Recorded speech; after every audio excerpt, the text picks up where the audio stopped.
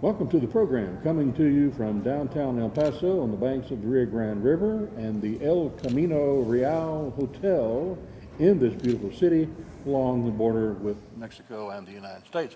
Welcome to the program, Raymond Michalowski. Thank you. Glad to be here. Raymond, thank you for coming and joining us. And Donald Kirwin. Mr. Kirwin is Executive Director of the Catholic Legal Immigration Network, Inc., out of Washington, D.C., and Mr. Michalowski is from the College of Social and Behavioral Sciences, a professor there at Northern Arizona University, Flagstaff, Arizona.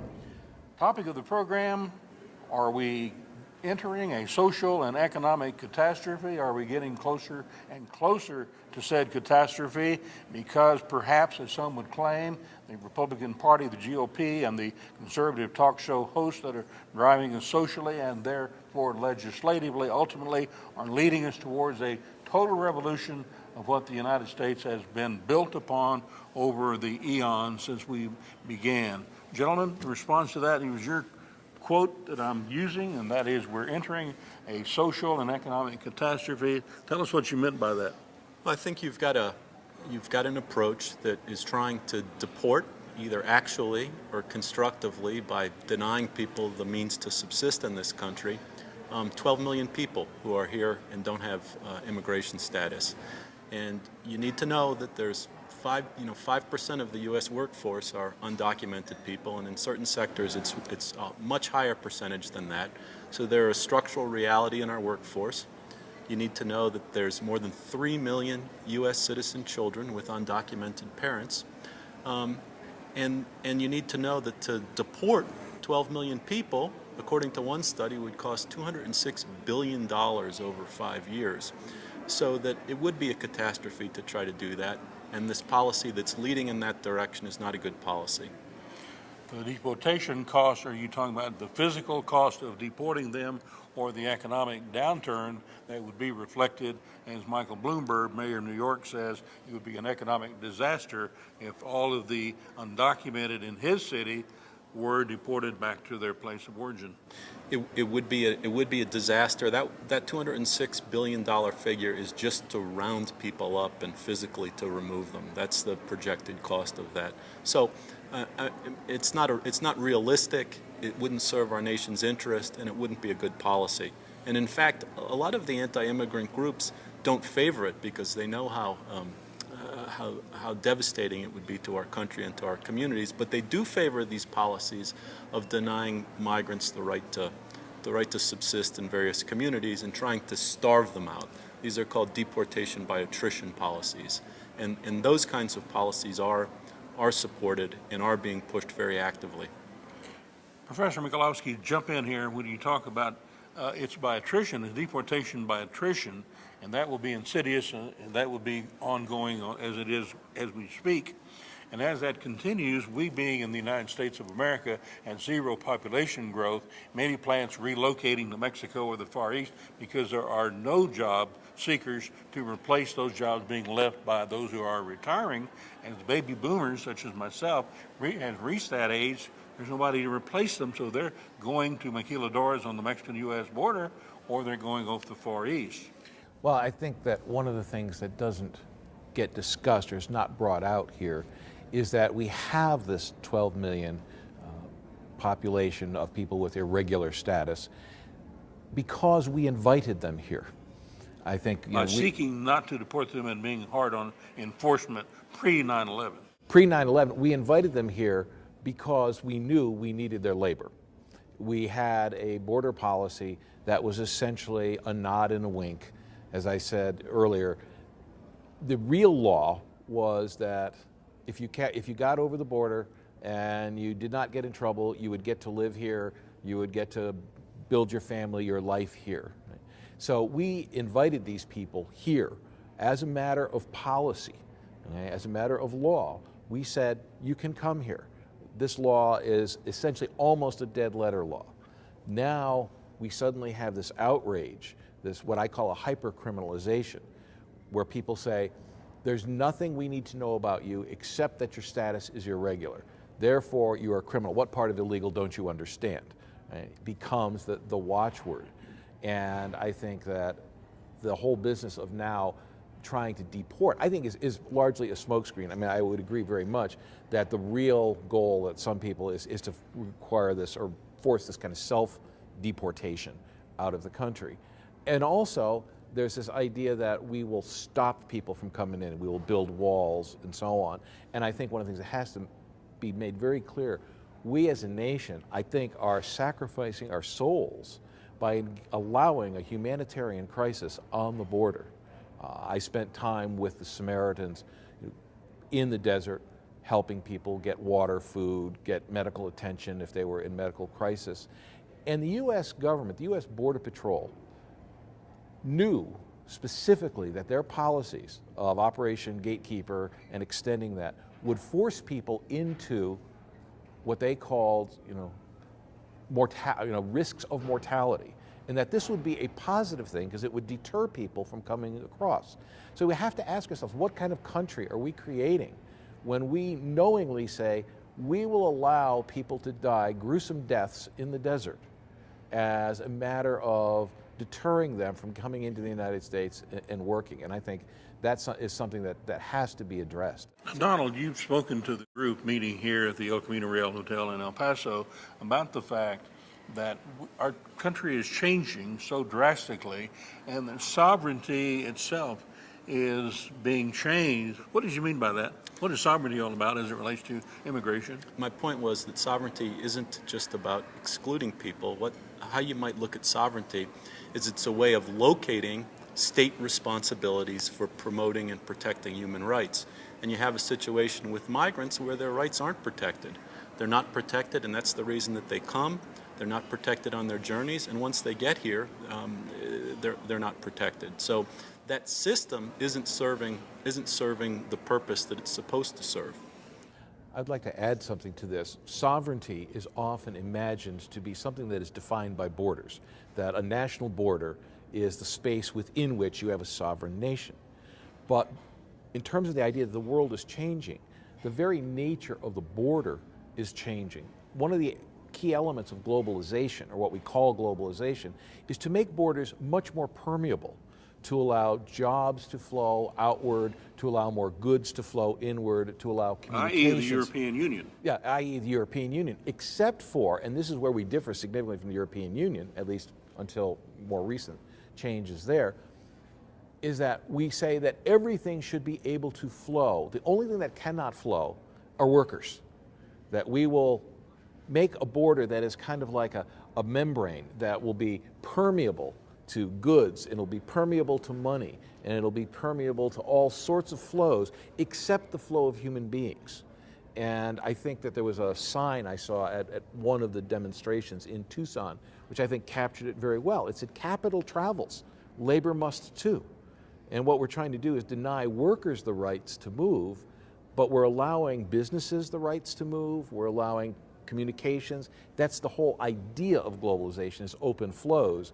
But we want to create this, and I just want to give you one just brief story. When I was down in Nogales, I had gone to the Border Patrol station in Nogales, and while I was there, I observed the deportation of people out of the holding cells being channeled down this chain link area and onto the buses that would take them to the other side of the border. A little while later, I was along the wall with a Border Patrol agent, and up ahead of me, I saw something happening, and I couldn't quite make out what it was, and I realized it was some guy was setting up some fences. And then he opened a gate in the border wall to allow cattle to come through and be loaded onto these trailers at Mariposa. And I thought it was such an incredible symbol of what's going on. We'll open up the border to allow these Mexican cattle to come in. Meanwhile, we're shipping human beings back on the other side because they came in. Add to that, next year, the 78 million baby boomers are going to start to retire. The oldest of them start to retire officially next year. And you have the chairman of the Federal Reserve saying that we're going to need 3.5 million replacement workers per year into the indefinite future. And those workers can only come from one of two places. They can come from immigrants, or they can come from U.S. workers who work past their normal retirement age. So here are people that we're treating who have been displaced in part because of agreements and policies that we've entered who are being treated illegal in the United States and whose labor we actually badly need. It's a system that doesn't work. It's a policy that doesn't work. And in face of this, we had legislation in Congress and in the Senate that would allow a mere 500,000 new visas, which doesn't even come anywhere near replacing the 3.5 million, and yet that was seen as completely unacceptable, that we couldn't allow that many people in. So I think we're not dealing with reality. We're in some kind of neverland of imagining that we can secure the borders and return to some time in the past when nobody lived here, and it's an imagined time. Nobody lived here except Americans. Of course, that itself is an imagination. We never had that moment. This country has always depended on immigrants for its growth. That's been essential. And so I'm not even sure that this particular moment in a way can survive. I think it's a drastic political moment that's been created in part by 9/11. It's been capitalized on by politicians who want to promote fear. I mean, the fear mongers are everywhere. If you saw Tancredo's most recent ad, suggesting that if we keep the borders, if we don't secure our borders, we're going to have people with backpacks blowing up shopping malls. And this is the worst kind of fear mongering. And this is what also, unfortunately, tends to lead to repressive governments, is when people believe that they can surrender a certain degree of their liberty and a certain degree of their rights in exchange for security. And as Ben Franklin so often quoted, those who are willing to sacrifice their liberty for security deserve neither, and they will get neither. Now, we were discussing sovereignty, the fact that states' rights are being trampled upon. The state of Texas is being forced to stand by and watch as the federal government builds a wall all the way from Brownsville north to El Paso. The state of Texas, its governor, lieutenant governor, speaker is opposed to the construction of that wall, yet the federal government be damned, saying it's going to be constructed. Well, is that a good example? I think so, and I think that what it gets to is how misplaced that initiative is if your goal is really national security. I mean, you have the state saying it's not needed. I mean, the fact is that all the security experts, or the super majority of them, say that the undocumented do not present a risk of terrorism or a heightened risk of terrorism. They're no more likely, and in fact they're less likely than U.S. citizens or lawful permanent residents to be even recruited by terrorists.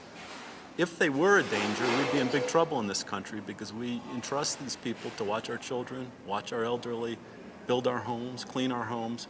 I mean, they're contributors. They're not terrorists. But what they say is, if there is a risk, if there was a risk among this population, what would you do? You would try to get them closer to the government. You would give them driver's licenses. You would create incentives for them to come forward and give them legal status, so you knew who they were, and you could run security checks on them. And yet this is not the direction that our country's going. It's going in the direction of building walls. A recent survey of national security experts, only 6% thought that building a wall was an effective security measure. The supermajority said what security is about is better intelligence.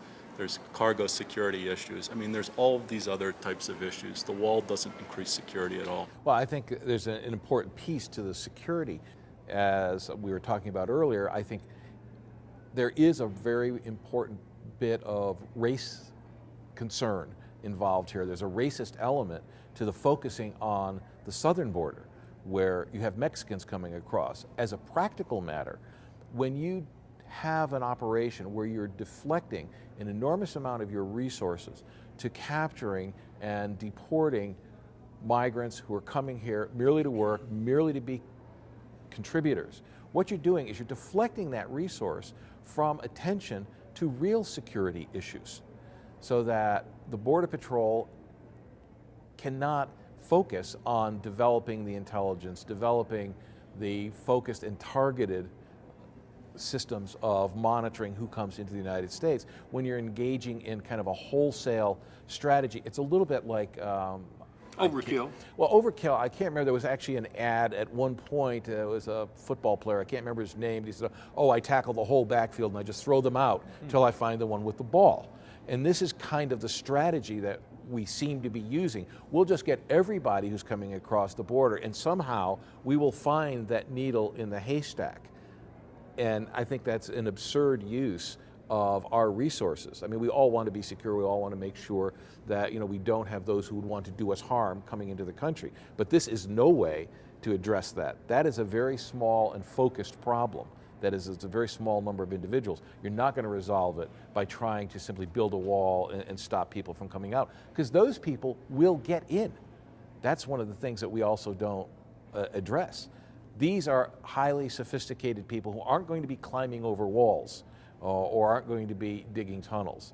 They're going to come in a number of other ways where we need to focus more attention. For example, what kind of security do we have at the actual ports of entry? Not in the desert, but it's really the ports of entry, which are poorly handled according to the GAO study. They are doing a very poor job of screening those who come over. I think that's exactly right. The ports of entry are a risk at this point. And the fact is that you really can't talk about security without talking about legalizing people that are coming to do necessary work. You really can't. And what security experts will tell you is that what we need to do is we need to legalize and regularize the flow of these workers so that the Border Patrol can concentrate on the people that are really a threat. On the bad guy. Smugglers, the criminals, the security threats. I think something I would like to also add to this, we have created, with our policies, by tightening up the border, we have created a whole new form of criminal organization. The world of the migrant smuggler has transformed dramatically. We have created a protective tariff for the smuggler because now we have made the crossing difficult. Therefore, people have to rely on smugglers. Smugglers are able to charge them much more money. It was in the neighborhood of between $200 and $400 to get a coyote to help you get across the border 5 years ago. Now that price is up over $2,000 to $2,500. The mom and pop smugglers have all been forced out of business. They've been replaced by large-scale criminal organizations. And May have ties to drug lords. Has ties to drug lords because they started using the same immigration paths. Now, people who don't have the $2,500, particularly young men, they say to them, well, you know what, take this backpack for me and we'll forget the fee. You carry this 40-pound backpack across. This is a criminal organization that poses some serious threats, and it is created by the U.S. government. The U.S. government protects it by creating the conditions which make human smuggling profitable. It's the same thing we did with the drug war. We actually increased criminal organization by making drugs more expensive and more lucrative. As we're dissecting and tampering with the foundations of our country, your comment, is the Republican Party going to end up very much a secondary party with Democrats being in charge because the Hispanic, which is the burgeoning voter bloc at this point, the number one voter bloc, where does this all leave the future of our political systems with the continuing drumbeat by the GOP and the conservative talk show host that we need to demonize the immigrants, tampering with the foundations of our country, and forcing the largest voting bloc to go back to the Democratic Party?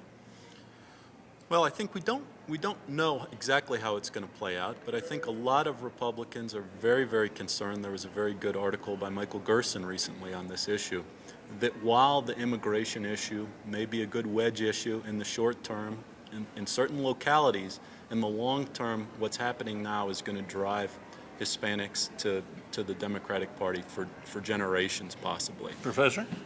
There was a recent public opinion survey indicated that about 60% of the U.S. population feels that migrants should be allowed to stay in the United States, and 40% of them feel strongly about that. A little under 40% believe that support the ideas of deportation, but only 24% of them feel strongly about that. So in other words, right now, the political discussion is being driven by a very vocal 24% of the population. As you pointed out, it makes it a very, very effective wedge issue.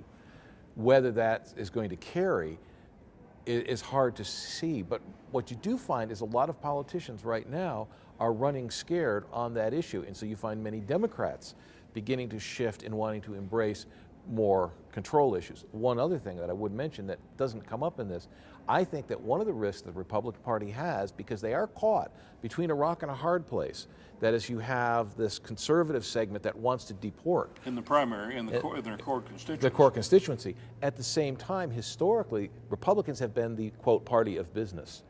And business has always supported this immigration, either legal or illegal. So one of the questions is whether you're going to see some abandonment of Republican business money, because as the Republicans move closer and closer to supporting a close the border strategy, I would suspect, and again, I don't know how clear my crystal ball is on this, but if history tells us anything, business is going to move its money to those sectors which they believe is going to support their interests. And their interest is in continuing immigration. There's no question about it. I would say it's not necessarily a partisan issue. The Republican Party is divided by this. People like President Bush himself and John McCain have recognized and spoken in the past of the need for a comprehensive approach to this issue that deals with security. Both coming from border states. But that also deals, exactly, but which deals with the need for families to be able to reunify and the need for workers in this country, that deals with all of those issues. What we have done in demonizing the immigrants in this immigration debate. I think what we need in this country is we need a comprehensive approach to immigration reform. To the extent that fear created by 9/11, justifiable fear, has led us to have immigration policies that don't serve the nation's interests, that's been unfortunate. I would say that one of the big dangers we face is that allowing our fear of immigration to make us tolerant of policing policies and practices and repressive activities where we violate the human rights of migrants, we treat them casually, we don't respect their dignity, all of those things that are built into the Bill of Rights that are the foundation of this country. If we allow our fear to make us tolerant of abusive treatment, then I think, yes, we will be heading down a pathway to losing some of the core values that made America. So we need to get them out of the shadows. We need to document them in some way with a driver's license, ID card, make them part of the process, get enforcement to be focused on the real bad guys at the border, not 100% of those crossing, but the 3 or 4% who may be coming to do us harm. And we have to find a way to allow a continual stream of immigrants to meet this demand for labor without reproducing the situation that we're in. If we just do those things that you've said, but we don't address the question that there's still going to be a demand on this side of the border for labor, and there's going to be a labor supply on that side of the border, and unless we figure out some way to bring those two things together sensibly and sanely, we are going to just continue in this morass. Thank you, gentlemen, for being with us on the program. Thank you so much. Thank you. Thanks a lot. Thank you for joining us. Till next time. Adios.